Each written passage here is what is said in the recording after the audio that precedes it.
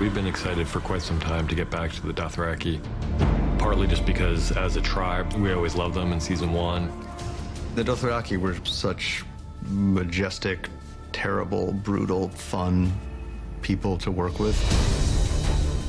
It's an intriguing culture, and I think we defined certain areas of it in season 1, but we didn't have the time to give it the kind of depth and originality we brought to the other worlds. So this year, we wanted to build on what we had done.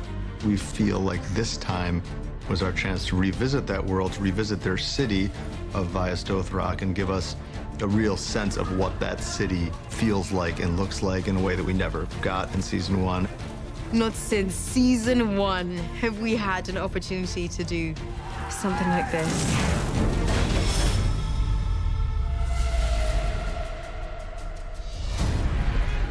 Daenerys is in a bit of a tough spot. She has been recaptured by the Dothraki. One of the things that was interesting for us is, seeing how Dany can be strong when she's not in a position of power, where she's not sitting on her mahogany bench at the top of the steps of the audience chamber in the Great Pyramid. Queen Daenerys, tales of your beauty were not exaggerated. I thank you. Now she's hostage. These are people that she knows very well, but that's not necessarily a good thing because she knows what it means to be a captive of the Dothraki. أنها جاي خالون مور عجلنت فين يديرني تيجي عنا فوس بمارتو كيك. She knows this culture. She is better at negotiating and manipulating seemingly more powerful men. And she isn't waiting for someone to come rescue her. It's almost a feint that Jorah and Dario are tracking her and trying to rescue her. We really did not want them to rescue her because Dany is Daenerys Targaryen, and she's the least in need of rescue of any woman alive. So we wanted it to be her doing, and we wanted it to be her turning the tables on these cows who thought they have this Khaleesi they're gonna put back in her place. She's trying to kind of get her bearings, and if she is perceived as being passive and in no way a threat, then she can do what Daenerys does best, which is sit and wait and then fuck motherfuckers up. Yeah, I can't say that, can I? It was interesting this year having to revisit the culture of the Dothraki. They're a pillaging, ravaging nation. Whereas season 1 focused essentially on Khal Drogo's Khalasar, here we get a sense of the larger structure of the Dothraki culture, and that it is rather structured. Each tribe within the Dothraki as a people have their own Khals, so they have their own leaders. And a Khal becomes a Khal by being undefeated. So every time he loses a battle, they cut off his hair. A Dothraki's braid, if it's long, that means he's a pretty fearsome warrior, because if you lose a battle, you have to cut your braid in shame. There's no one Khal that rules over all of the Dothraki. They are these separate roving tribes that pillage and rape and raid all over Essos. They're organized into hordes, you would say hordes, led by a Khal. Khal takes a Khaleesi, kind of multiple Khaleesis, and that's the lady of the horde. Like the queen of the horde, although not the kind of queen that would be recognized in Westeros, as she doesn't really have any real power. It's very much a male-centric society. A woman's place in the Dothraki culture is a subservient one. Women are taken as spoils, women are taken as slaves, women are raped and brutalized, often by Khalasars when a Khalasar raids a village or a city. Women are traded, women are sold. But curiously enough, some of the most respected members of the Dothraki culture are the widows of the Khals. If the Khal dies, that Khaleesi then becomes part of the Dosh Khaleen, which are kind of the old crones, is what they're called. And they just sit out their days being respected and revered by the Dothraki as a people, in that they're wise, and the Khals go to them for answers to really difficult questions. The High Priestess is the head of that group of people. She protects them. The High Priestess of the Dosh Khaleen is a fun character. I mean, she's not coming at it from the perspective of somebody who's looking to punish this young person with inflated ideas of her own greatness. I think she's coming at it from the perspective of a person who remembers what it was like to have those own ideas herself.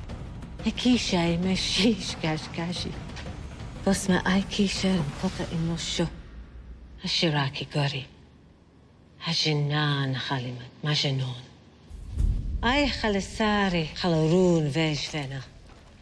Ma Maurice vascoe halisi haladro. Dothraki are mainly a wandering, nomadic people, but at certain set times in their calendar, they return to Vaes Dothrak, which is their capital city, where they all return and all the Khalasars come back for particular important moments, days, holy days. Vaes Dothrak is their spiritual home, and as a fighting people, it's where no weapons are allowed, so all weapons need to be left outside the city. What are you doing? It's forbidden to carry weapons in the sacred city. We're asking a dog to hand over his teeth. You know, we're back in Spain this year as we were last year, and again, it's one of these sets you walk into and it just totally blows you away. Every year when you come back to Game of Thrones, there's a couple of those wow moments. Being here on location just outside of Almeria, where the city of Vaes Dothrak has been built, basically, was definitely one of those wow moments for me. We just went ahead and built our own city, because that's what Game of Thrones does. It does it for real. There's no, like, pushover cardboard cutout. It's real villages that they've built. The original outline and the first script was like, we're seeing Vaes Dothrak in all its amazing glory that we only touched upon in season 1 and you never really saw it. So it's like, wow, it's wide open and we know this has got to be huge. The Dothraki as a people were already really quite well established. It was just a matter of adding more and more detail to it, because this year we really do get such a good look at them. And being able to see sort of the city of Vaes Dothrak and what is it like when they actually sort of stop and put down some sort of a permanent base. Well, that was really fun to do, actually, was to design what would this camp be, because they're a nomadic people, so they don't carry around a lot of big things. I think they did a really nice job. The art department did a beautiful job with it. And visual effects is extending it to make it even bigger than it was. But we had a pretty big camp there. We had a lot of backgrounds and a lot of dressing, and it feels very vivid, I think, and really full of life. For the first time ever, I found myself looking at African architecture. And we were very fortunate to come across a village in Africa called Benin, B-E-N-I-N. And that has such a unique style of building that somehow it spoke very loudly that that was what the Dothraki would be like. And it has these wonderful big thatched roofs and quite crazy earthen architecture that's not like anything you would expect. Then we thought about embedding it into the landscape. If you look, the whole temple's got a bit of an embankment around it with all dry grass and so forth in it. And, you know, that seems to make a new feel, something that we hadn't seen before and perhaps doesn't really exist elsewhere. What we ended up with was a system of streets that we were able to use, as well as being able to build this temple that should stand for the whole city. Building something that needs to be burned just means that we have to be really mindful of what materials we use, how it's going to burn, in what order it's going to burn. And these are things that are worked out very closely with special effects. On a burn like this, special effects lead the way. They're using liquid gas to fuel it. It's going to get so hot they need to vent. Venting the heat, venting the smoke was everything. So we haven't built 360-degree circular temple. There's a big wedge, if you like, that's been left out so they can ventilate. What I wanted to do is have this building that had lots of combustible stuff on it, so when it burns, it burnt for real. And with the liquid propane coming through, makes it look like an inferno. No way can she survive coming out of that. Basically, with the aid of construction and art department, certain parts had to be able to withstand a good amount of heat, and other parts were obviously, like the roof, the thatch, would never survive more than one burn. So that's how we pretty much had to do it for the exterior. Then the question is, where do you burn the interior? Vos mana vos hal. Ana voka ki yeri. Vos ma an have a drink. Machin an have knock. The decision was made very early on to build 2 temples. We would build the exterior in Spain, which we would actually burn. And then we built the interior of it back here in the car park in Belfast. So it was just an exterior shell in Almeria, and the interior was a realised 360-degree space. And the interior, obviously, when you've got actors and everybody inside, it's pretty much a pizza oven in its shape. So we had to be pretty clever with that. The interior burning was scary, genuinely frightening, where I was like, oh, I'm not fireproof, whoops. I forgot about that one.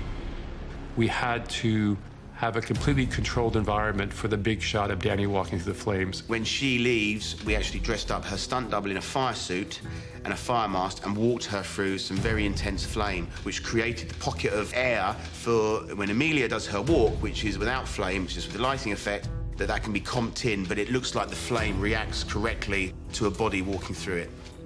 In terms of what it's like to watch something that we build burn, I think everybody finds that really satisfying. The end of episode 604 is definitely meant consciously to echo the end of episode 110. It's Dany stepping out of a flame to great effect, just this time on a much, much larger scale. And this really, in one fell swoop, pretty much makes her the queen of the Dothraki without her having to say a word. What I wanted to create was this kind of reverse engineered wave like you see at a sporting event. Only it was of these people bowing before her as she came through the fire.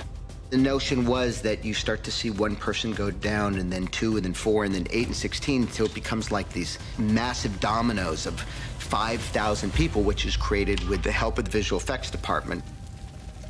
We had 400 extras, and for anyone who knows anything about television, that's about 320 extras more than you get on any television show ever, anywhere. We experienced last year the caliber of extras that we got in Spain.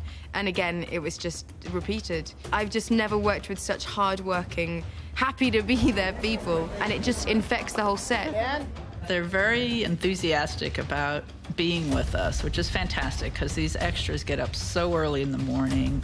A lot of times they're there in their skimpy outfit, and we're standing there in our Jesus, it's cold.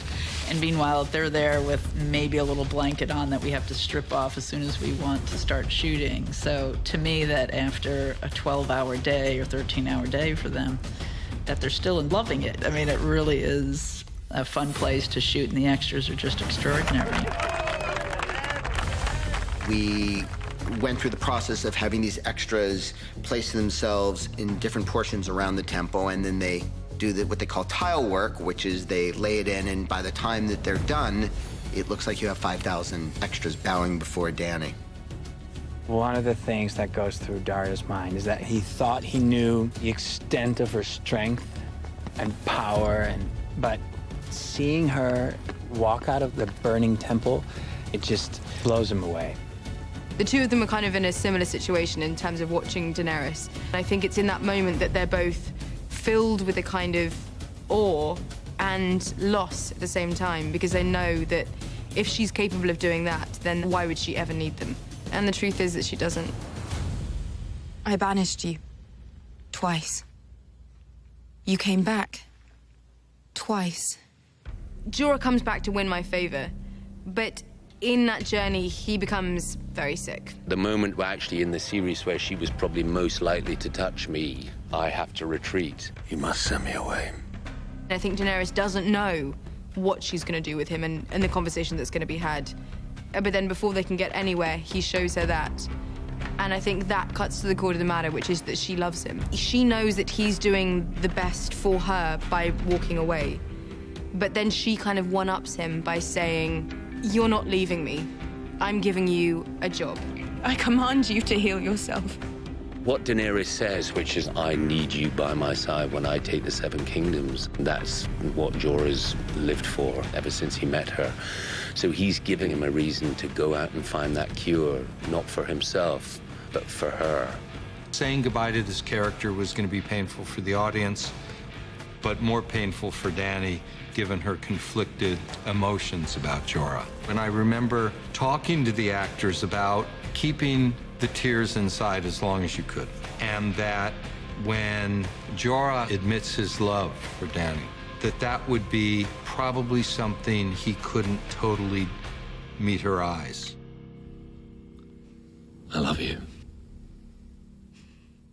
I have no idea how directors put it together and storyboard it, and they'll describe a shot, this bit belongs there, and you think, well, okay, I'll take your word for it, and then you see it all pieced together, and it's so organic and it's seamless. And there are so many variables in Thrones, there are so many elements, and VisFX is a big part of it. The VFX department brings in all those things that you can't really get. We could go get a dragon from the zoo and film them. I think we would, but there are no dragons. She's flying around. We're going to film her on a buck, which is basically just sort of this green saddle thing that's about the shape of the top of Drogon that she'll sit on, and we'll film her and then composite her into the CG world. Emilia did a sensational job when I shot her on the urban cowboy riding bull.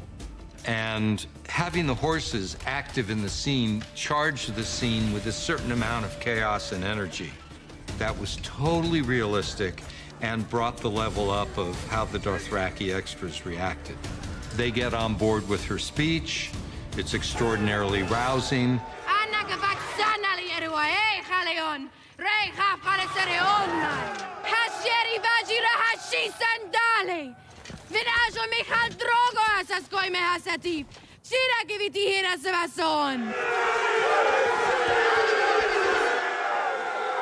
One of our favorite moments from season 1 was watching Khal Drogo deliver a speech very similar to this one, and she's echoing almost the exact same language. It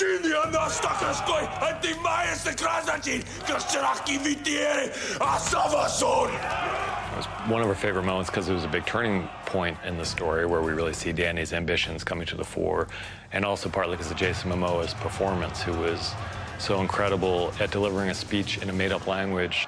Shooting scenes on Dothraki is challenging, especially for actors who haven't done the show before. It was really impressed upon them ahead of time that they really have to know this stuff. Like, there's no improvising. Like, you really, really, really have to study it. And so they work with dialect coaches, and they really nailed it. It's easy for us. We write the lines in English, and then the actors have to take this language, and they have to not only speak it well and make it intelligible, but also they have to act. I mean, they have to emote in a language they don't really understand. That's the challenge. You're speaking this made-up language. You've got to walk and talk, ride a horse with one hand, you know, fight somebody, punch somebody at a certain point, remember all the continuity, and speak a language that is completely new to you and completely alien. It's a nightmare. When you come across it in the script and you say, I'm speaking Dothraki, you just, no, please no.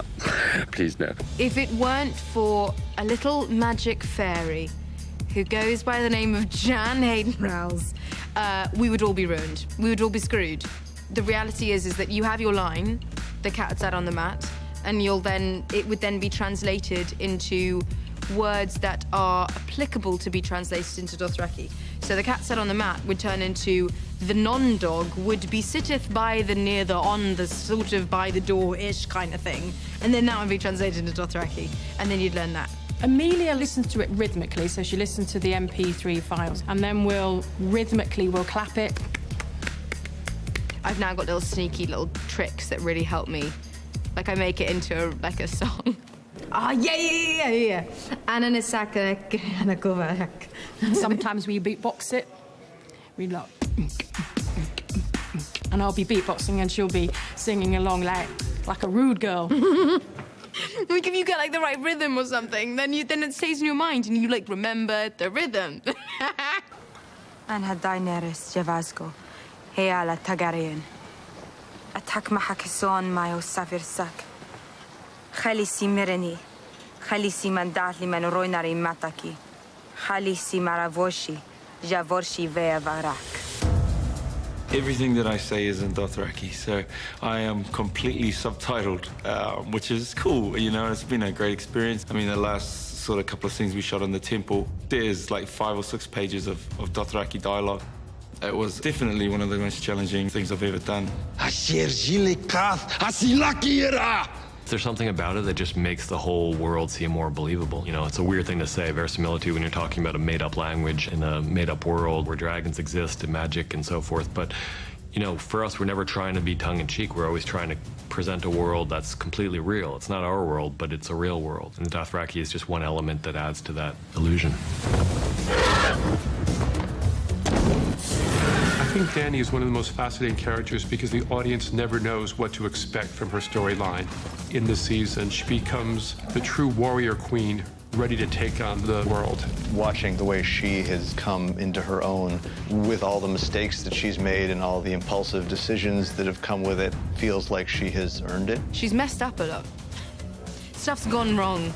Ultimately, the theme is a lack of trust within herself. And it takes her to be stripped of all of her advisors, stripped of her dragons even, stripped of everything that makes her who she has become, to realize that she doesn't need any of it. She's got herself. This is where the fuck motherfuckers up comes in.